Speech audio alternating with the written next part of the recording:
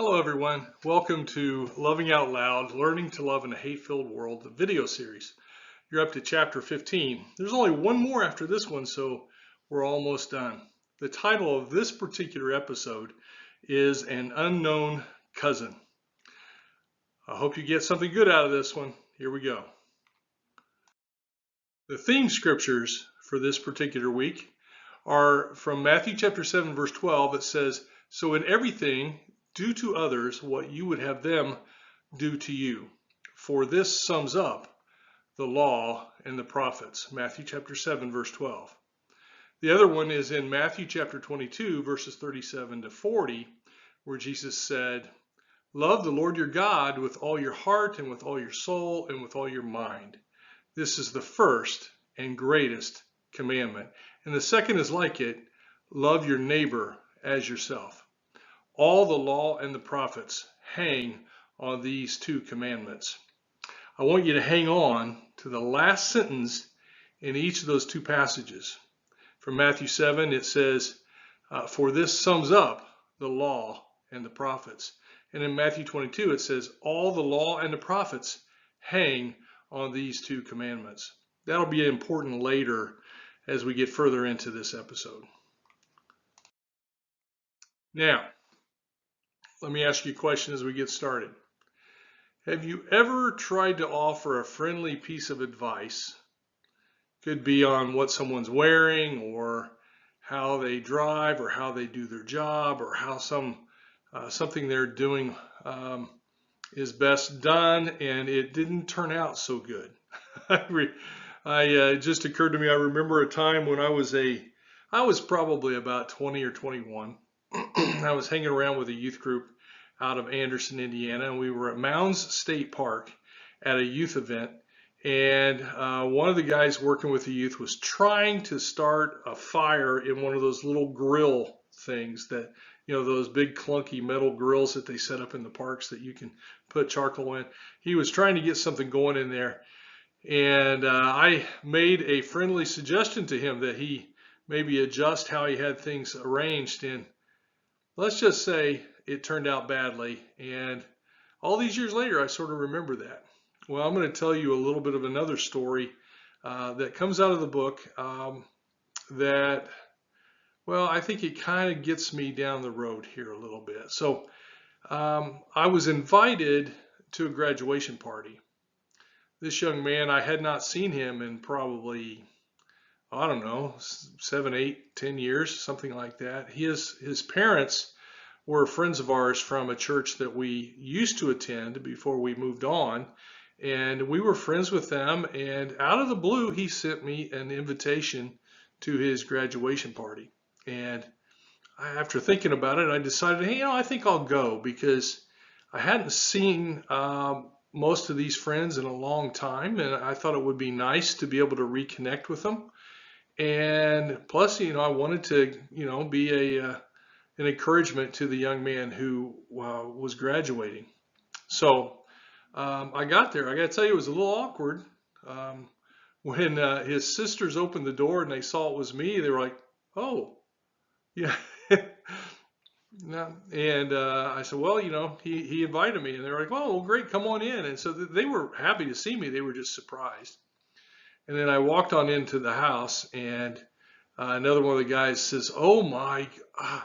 I said, "Nope, just Mike DeCamp." And he just laughed, and we kind of reconnected. The mom and dad, they were busy with their chores for the party, so we didn't get a lot of time together, but I enjoyed visiting with some different people. Now, the thing you got to note in order for this story to make sense is I was kind of sensitive about my weight. Now, for years, my weight has seesawed. I'm up and I'm down. I'm up and I'm down. And as you get older, those ups get higher and the downs get higher. So I was kind of sensitive. I hadn't seen these people a long time, and I was on the heavier end of my roller coaster, and so I was a little sensitive to that. And I was standing out by the grill while one of my buddies was grilling the hamburgers and hot dogs, and this guy walks up, another guy that I knew. He walks up, and he was surprised to see me, as everyone was, and He goes, Mike, I remember the last time I saw you, you were laid back in a recliner and you had some sort of back thing. And I said, well, no, actually, it was a herniated disc in my neck. I had a herniated disc, and it was really, really painful. And I was off work for a while because of it. And we chatted for a second, and then he goes on, and he goes off, talks to other people. I stayed about 30 minutes, maybe 40 minutes, and finally I was like, well, okay, well, I need to go. So I thought I would kind of, go over and greet the hosts and say nice to see you and good luck to the young man. And when I got over to the table, the guy that had mentioned my neck injury was still sitting there. And remember, I'm already sensitive about my weight. And so he looks at me and he says, Mike, have you not been doing anything since your neck injury? And I'm like, wow. I mean, I didn't say this. Inside, I'm like, wow, I guess I am ready to go. I was hurt. I was embarrassed. I wouldn't say I was angry. I was just hurt and embarrassed. And I'm like, man, why would he say something like that? But after I've had time to think about it, and I know this man, and I don't know him to be intentionally hurtful. I don't think he meant to say anything that would make me feel that way.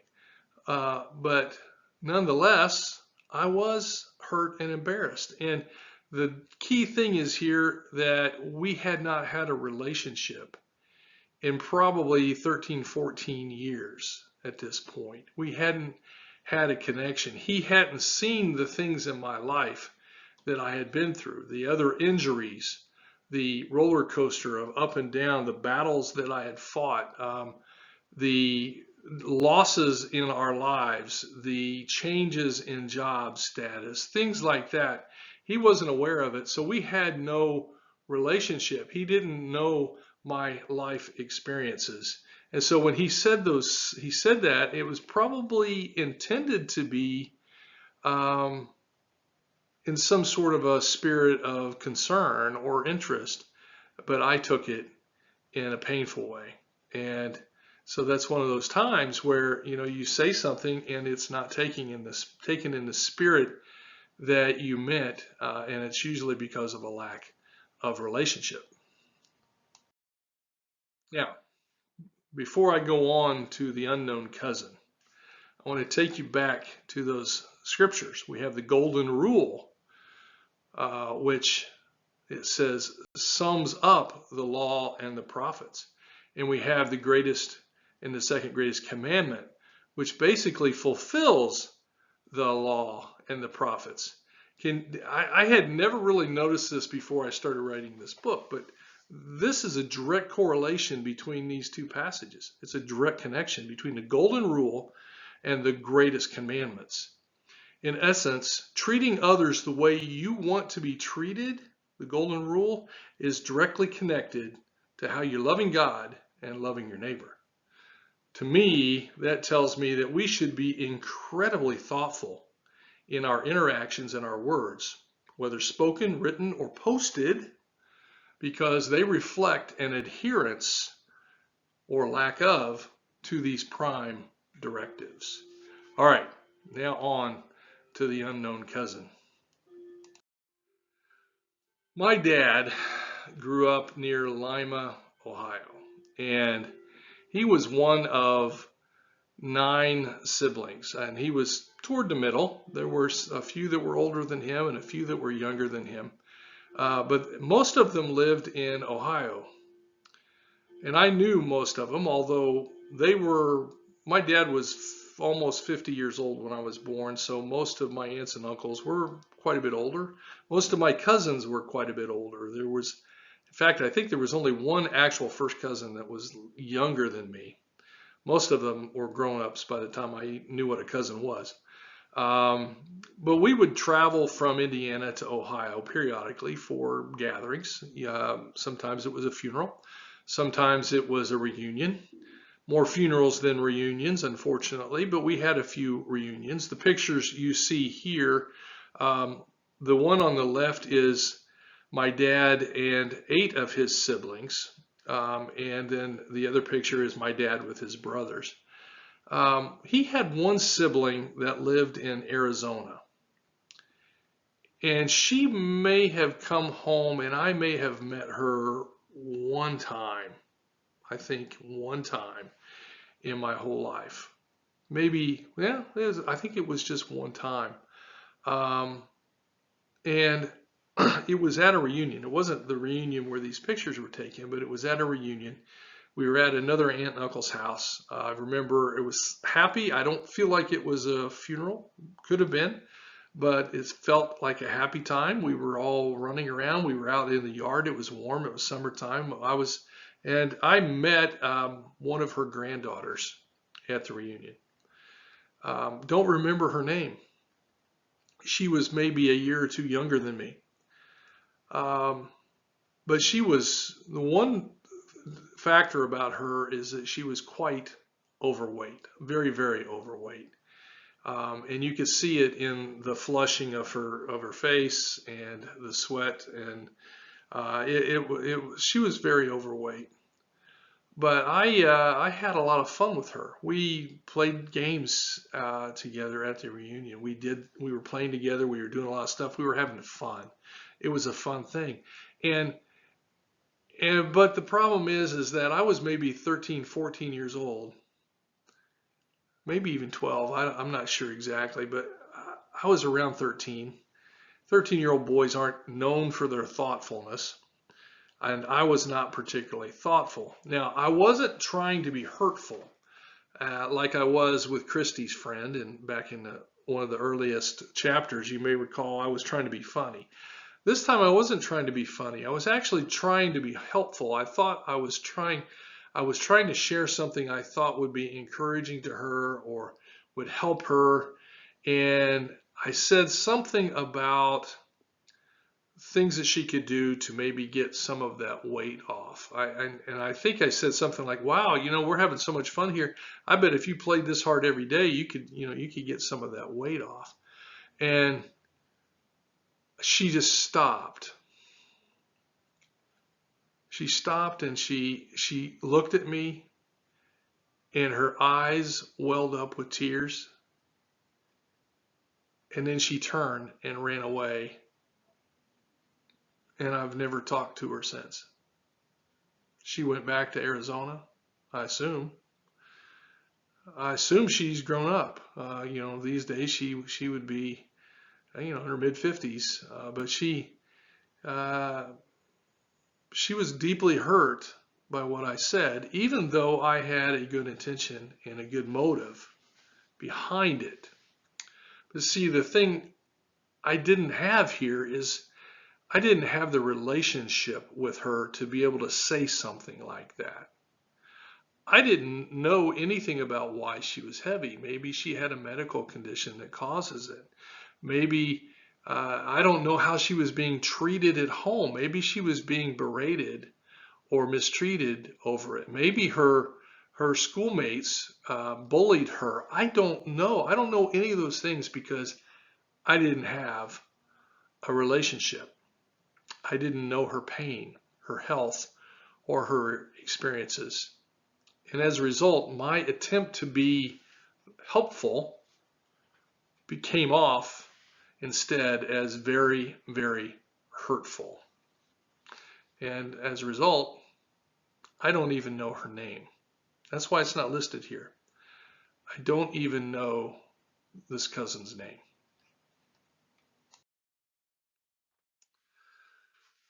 Matthew 7:12 says, so in everything do to others what you would have them do to you. Now, 13, 14-year-old Mike, if he had taken the time to put himself in this girl's shoes, to consider the factors of her life, he might have been able to avoid that disaster. Taking the time to consider how our words might feel to the hearer or the reader will often alter what we might say or what we might write or post. I think sometimes, though, we are so quick to speak and we're not quick to think and listen and consider and put ourselves in someone else's shoes.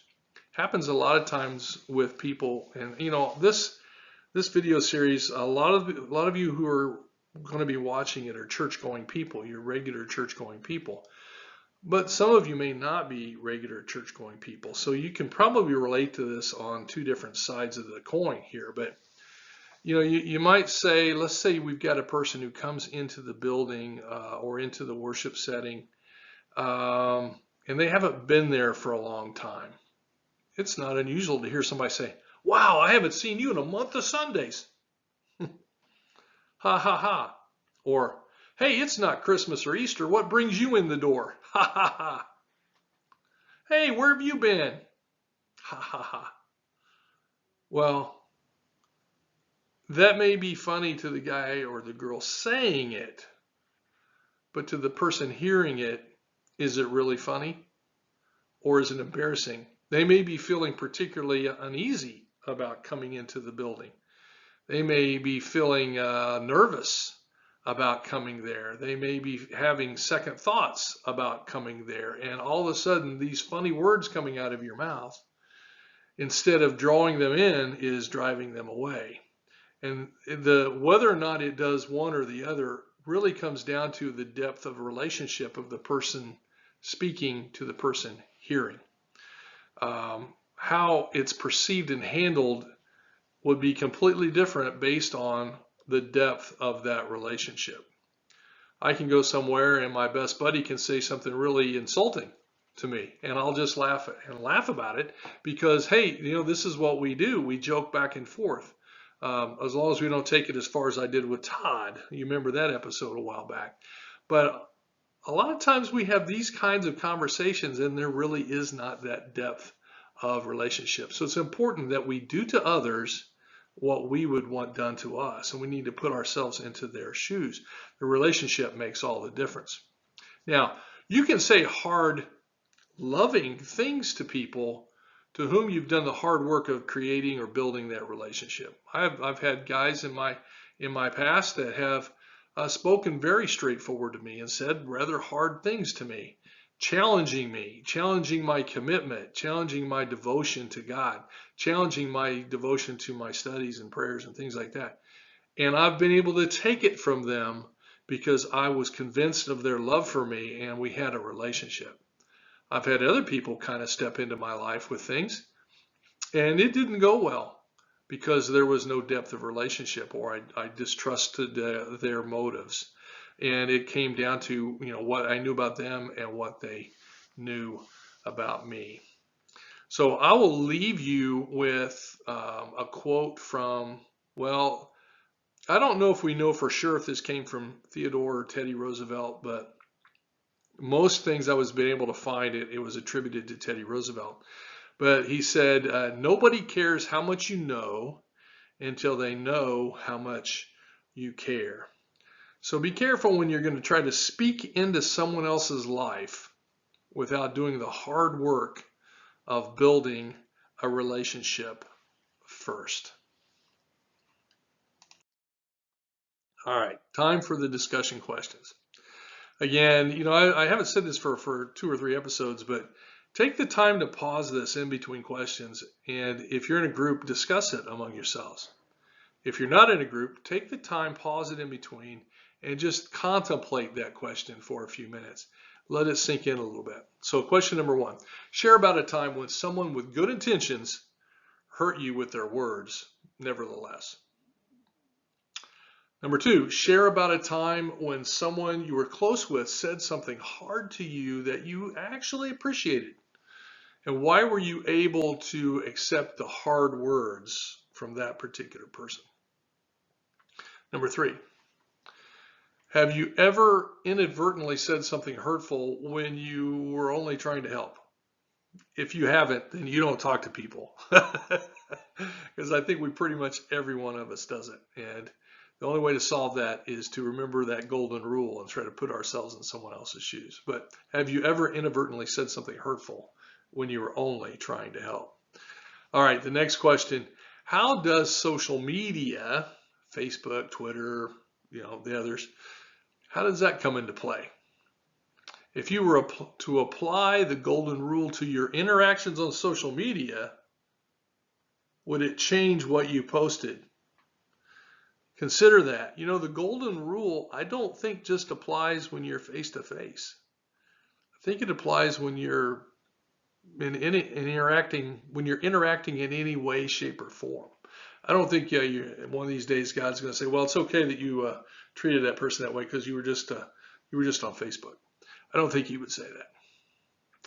All right, and now the last one. How is the golden rule interrelated with the greatest commandments?